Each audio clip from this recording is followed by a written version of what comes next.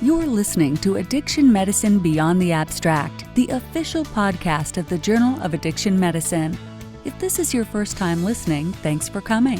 Addiction Medicine Beyond the Abstract is produced for your enjoyment and is focused on the latest journal-published research and science in the field of addiction medicine.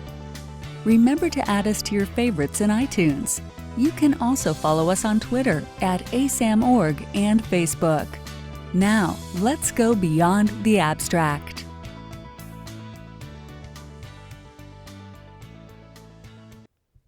Welcome to Addiction Medicine Beyond the Abstract. I'm your host, Dr. Sean McNeil, and today we are joined on the program by Dr. Kimberly Spence. She is an Associate Professor of Pediatrics at the St. Louis University School of Medicine, and she is the author of an article from the September-October issue of the Journal of Addiction Medicine entitled Avoiding NICU Transfers for Newborns with Neonatal Opioid Withdrawal Syndrome. So welcome to the podcast, Dr. Spence. We're pleased to have you here, and I'd like to start by asking you to describe your background in treating and researching addiction. So I became involved in caring for infants with neonatal opioid withdrawal around 2012, when the opioid epidemic really started to ramp up and impact the population of children I care for, which is the neonatal population. As more women became victims of the opioid epidemic created by Big Pharma, more and more infants were being in utero exposed to opioids and opiates and developing what's now known as neonatal abstinence syndrome, or more recently, neonatal opioid withdrawal. So as neonatologists, we were confronted with about 20% of NICU days were spent caring for infants with neonatal opioid withdrawal syndrome, or NOWS. The conventional management 10 years ago was prolonged hospitalization in an ICU with very little concern for the mother, much less the mother-baby interactions, which are so critical to bonding after birth. All of these issues needed to be addressed in our facility, so we formed a multidisciplinary task force, and I became the de facto pediatric leader of that. All right, so this paper of yours you described as a quality improvement project at your institution. How did you develop the idea to treat infants with neonatal opioid withdrawal on the mother-baby unit? So we developed the idea to treat babies on the mother-baby unit out of necessity. Early on, we recognized the critical role moms in the treatment of neonatal opioid withdrawal was. And at the heart of our care model is the belief that babies do best with their moms and moms do best with their babies. And that meant keeping moms and babies together. At that time, our NICU did not have parent rooming incapacity, so that was not an option. It was also at that time becoming increasingly clear in the medical literature, as well as in our own experience, the importance of non-pharmacologic care in caring for these infants. So most non-pharmacologic care can be done best on a mother-baby unit, which already has a dyad-centric care model. It also meant we could translate this model of care to our community hospitals, which did not have NICUs or pediatric wards necessarily, but did have a mother-baby unit. Okay. Did you feel that avoiding an admission to the NICU, well, how did that affect the mother-baby relationship as far as you could tell? Absolutely. So, let me see here. The avoiding the NICU was really critical to our success. About 25% of this population is admitted to the NICU at some point. And our goal was to treat them in the NICU, but then transfer them back out to rooming with the mom, because a NICU model of care is very different than the dyad-centric care. The nurse is usually providing care for the infant versus the mother-baby unit, where the mother is providing and learning how to care for her new baby. And that learning and positive reinforcement that mom receives is necessary for successful bonding, to decrease maternal shame, and to assist ultimately with mom's empowerment in caring for her child.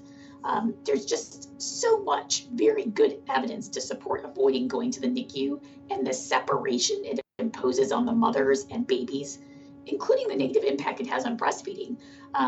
Breastfeeding is actually one of the most important evidence-based measures shown to reduce withdrawal, in infants' withdrawal symptoms. So it's just really critical to keep moms and babies together to be able to facilitate that bonding that is so necessary for the long-term outcomes of this dyad, the outcomes for even after discharge.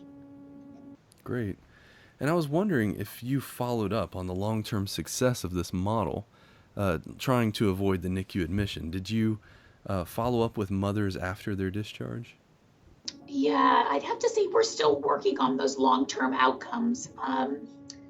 What we found is that babies tended to go home more often with their moms. They were more likely to be discharged into a custodial relationship that was a parent than into MOCD, instead of into like a children's protective custody, a children's division protective custody.